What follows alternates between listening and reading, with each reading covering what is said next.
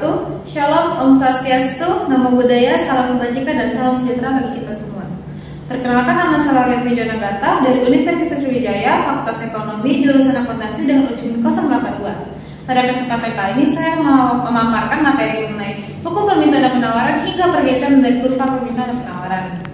Baik, sebelum itu, di sini kurva permintaan dan penawaran yang akan saya bahas adalah kurva permintaan dan penawaran yang bersifat individu. Kita komen dari permintaan terlebih dahulu. Jadi, kurva permintaan adalah kurva yang menggambarkan hubungan antara harga barang dengan jumlah barang yang diminta.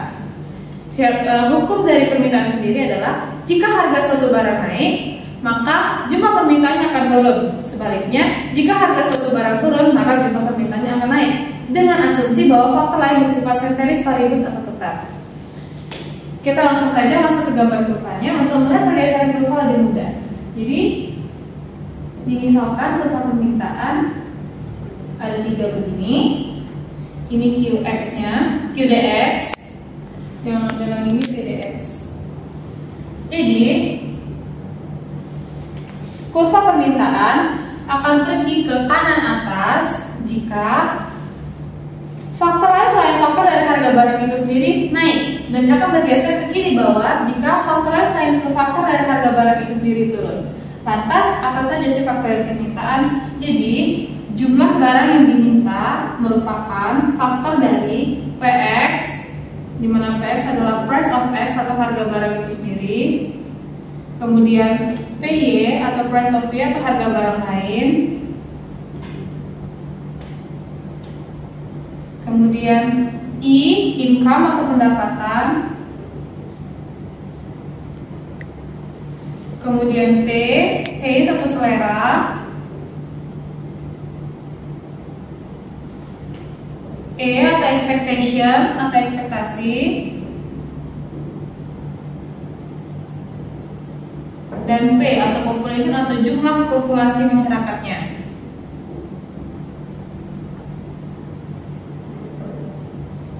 Nah, jadi hukum permintaan itu akan berlaku jika faktor lain ini selain harga barang itu sendiri bersifat tetap atau ceteris paribus. Sehingga pergeserannya hanya bisa terjadi jika faktor lain selain harga barang itu sendiri naik ataupun turun.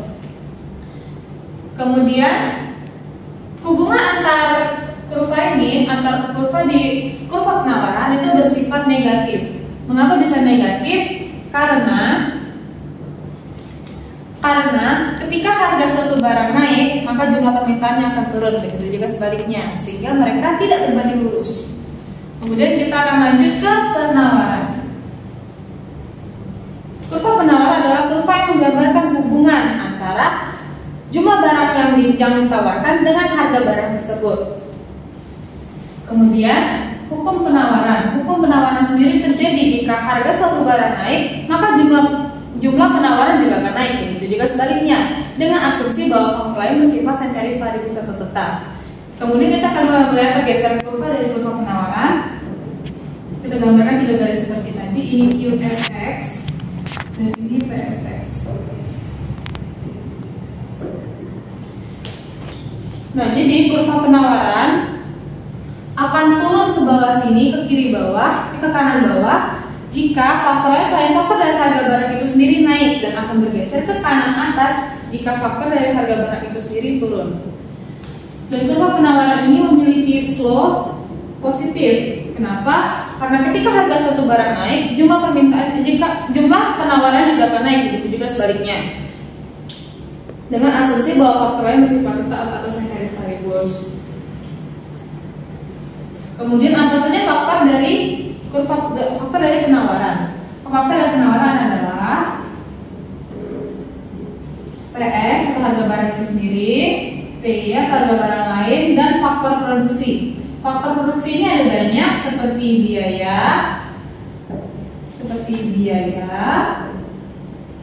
kemudian tenaga kerja, bahan baku. Karena kepanjangan kita buat di bawah sini aja, bahan baku, kemudian kewirausahaan,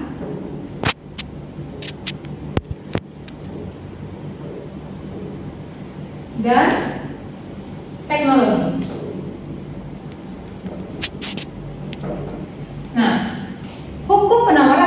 jika faktor ini selain faktor dari harga barang itu sendiri bersifat tetap. Kepuasan seseorang sendiri bisa berbeda-beda, di mana itu akan dipengaruhi oleh selera dan juga gaya hidup dari masyarakatnya tersebut. Untuk itu kita hapus dulu aja.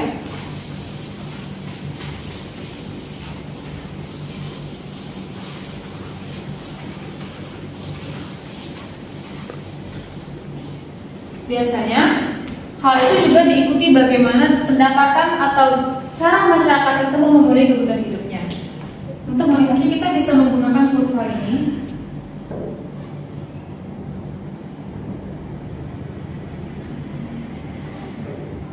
Ini titik maksimum. Jadi total itu akan berjalan dari bawah naik hingga ke total maksimum, ke titik maksimum, kemudian turun kembali. Nah, kapan kepuasan maksimal terjadi? Jadi kepuasan maksimal terjadi ketika marginal utility-nya atau MU sama dengan 0. Selanjutnya kita akan masuk saja ke skenario.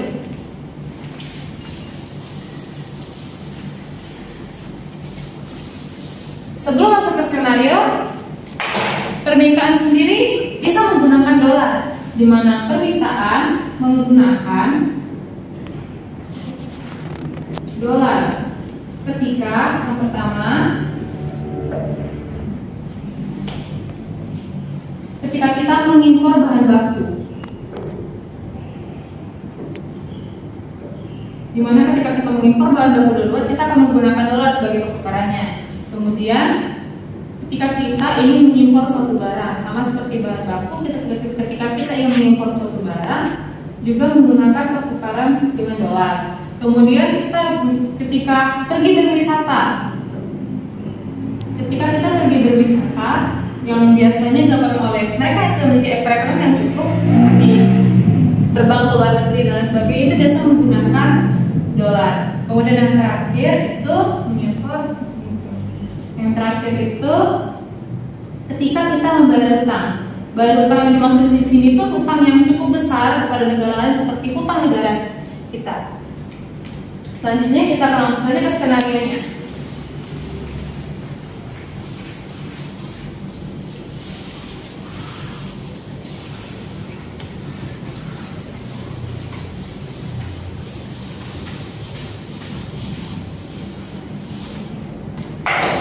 Di sini saya akan bahas dengan dua skenario.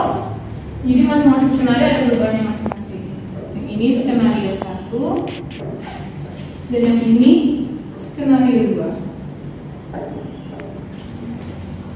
Skenario yang pertama itu misalkan ini keseimbangan awalnya nih. Ini keseimbangan awalnya. Kemudian misalkan selera dari suatu masyarakat naik terhadap barang tersebut. Ketika selera dari barang tersebut naik, maka secara otomatis DX atau permintaannya, jumlah permintaan terhadap barang X tersebut juga akan naik, yang berarti akan muncul titik keseimbangan barunya. Jadi kita gambarkan di sini, kalau tadi pergeserannya, kalau misalnya faktor selain faktor dari harga barang itu sendiri naik, maka kurva permintaan akan bergeser ke kanan atas, sehingga di sini kita tambahkan DX1. Yang artinya muncullah di sini equilibrium baru atau titik keseimbangan yang baru. Nah, tetapi di waktu yang bersamaan bisa saja nih jika produsen tidak mampu menghadapi jumlah permintaan yang banyak tersebut, otomatis faktor produksinya akan naik, yaitu seperti biaya atau tenaga kerjanya. Karena otomatis kita membutuhkan tenaga kerja yang lebih untuk mendapatkan jumlah barang yang diminta itu, karena kan tadi kan jumlah barangnya naik nih, otomatis kita juga butuh tenaga kerja yang lebih banyak, sehingga faktor jika produksinya naik, maka otomatis SX-nya akan turun atau jumlah penawarannya akan turun. Kita gambarkan di sini SX1. Kalau turun tadi dia akan bergeser ke kanan bawah, di sekitar di sini. Nah, tapi ini hanya berlaku jika produsen tersebut tidak mampu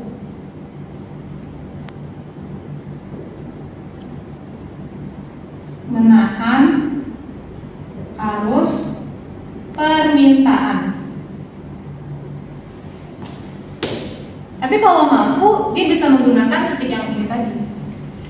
Selanjutnya kita akan bahas ke skenario kedua. Jika faktor produksinya turun, yaitu seperti bahan bakunya lebih murah dari biasanya dan lain sebagainya, itu secara otomatis surplusnya akan naik. Maka bisa kita gambarkan, ini keseimbangan awalnya, ini dx, ini fx. Kemudian kita gambarkan keseimbangan barunya. Jika sx-nya naik, otomatis dia akan naik ke kiri atas. Jadi di sini. Sini sx1, di sini ini equilibrium awalnya, yang ini equilibrium yang kedua. Setelah kita mendapatkan ini, namun di saat yang bersamaan bisa saja alasan dari harga bahan baku yang turun tadi karena pendapatan masyarakat yang juga turun, sehingga jika income-nya turun di saat yang bersamaan, maka muncullah dx1 yang juga turun ke bawah, sehingga muncul yang baru lagi. Misalkan di sini ini dx1, otomatis di sini akan muncul yang baru lagi E2. Namun di sisi lain bisa juga ekspektasi masyarakat terhadap barang itu justru naik. Jika ekspektasi masyarakat terhadap barang itu naik, karena kan tadi kan ditawarkan banyak nih, biasa kan total ada promosi-promosi yang menarik perhatian masyarakat, jadi masyarakat ingin beli. Jadi bisa saja jika ekspektasinya naik, otomatis maka dx2 jadi juga akan naik, jumlah permintaan juga akan naik, yang menghasilkan titik yang baru lagi, titik keseimbangan baru lagi. Misalnya di sini muncullah dx2, karena kan tadi kan kalau bisa bertambah kan biasanya ke kanan atas. Di sini muncul dx2 dengan titik yang baru di sini. Di sini ya. Sini. Nah, mungkin segini dulu untuk penjelasannya. Semoga membantu. Mohon maaf bila ada kesalahan pada kata atau maupun perbuatan. Atas perhatiannya saya ucapkan terima kasih.